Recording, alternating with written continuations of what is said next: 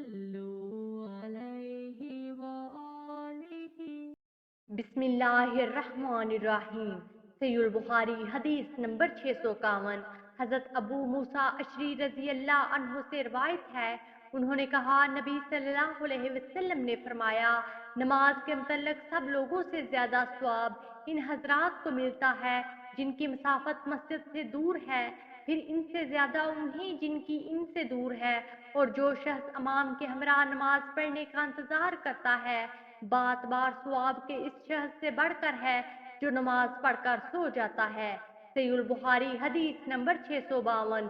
حضرت ابو ہریرہ رضی اللہ عنہ سے روایت ہے، رسول اللہ صلی اللہ علیہ وسلم نے فرمایا، ایک شخص راستے میں جا رہا تھا، اس نے وہاں ہاردار ٹہنی دیکھی تو اسے ایک طرف ہٹا دیا، اللہ تعالیٰ نے اس کی قدردانی کرتے ہوئے اسے معاف کر دیا. صحیح البخاری حدیث نمبر 653. پھر آپ صلی اللہ علیہ وسلم نے فرمایا، شہداء 5 قسم کے ہیں، طاعون میں مرنے والے، پیٹ کے عارضے سے مرنے والے، ڈوب کر مرنے والے، دب کر مرنے والے، اور اللہ کی راہ میں لڑتے ہوئے شہید ہونے والے. اس کے بعد آپ نے فرمایا، اگر لوگوں کو معلوم ہو جائے کہ اذان اور صف اول میں کیا ثواب ہے تو پھر اپنے لیے قرعہ ڈالنے کے سوا کوئی چارہ نہ پائیں تو ضرور قرعہ اندازی کریں. صحیح البخاری حدیث نمبر 654.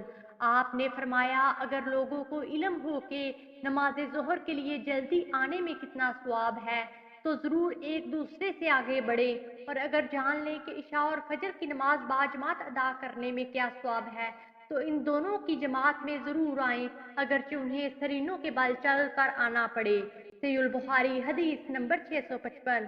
حضرت انس رضی اللہ عنہ سے روایت ہے، انہوں نے کہا نبی صلی اللہ علیہ وسلم نے فرمایا، اے بنو سلمہ، تم اپنے قدموں کے بدلے ثواب کے طلبگار کیوں نہیں ہو؟